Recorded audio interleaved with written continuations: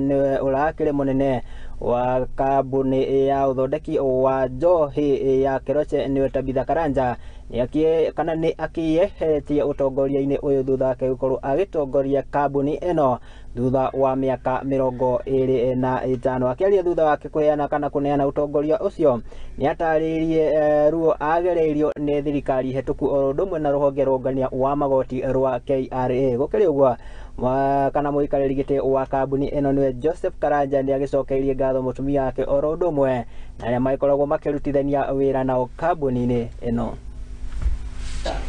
Kutokana na hilo, we are here to celebrate a remarkable journey unlike any other.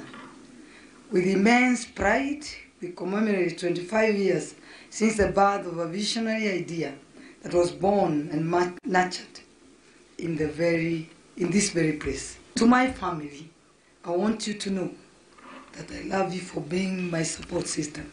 Husband and life partner, Joseph Karanja, you have been my rock.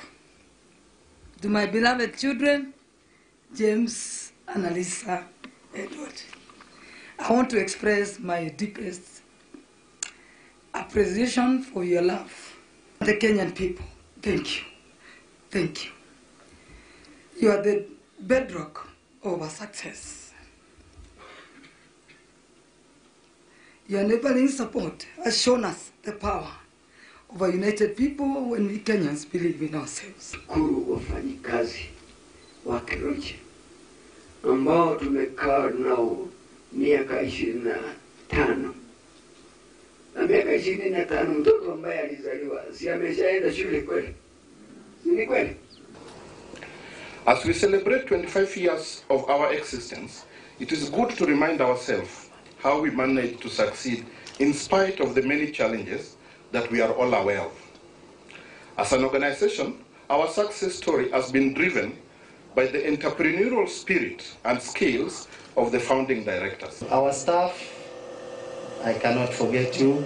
You've been very good people.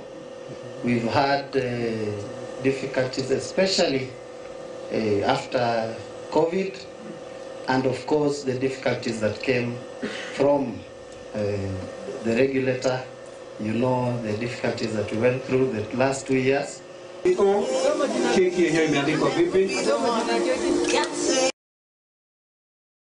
Haya na tugitigane na icio ciegie utongoria mweru wa kambuni ya Keroche na riu tukirongorerie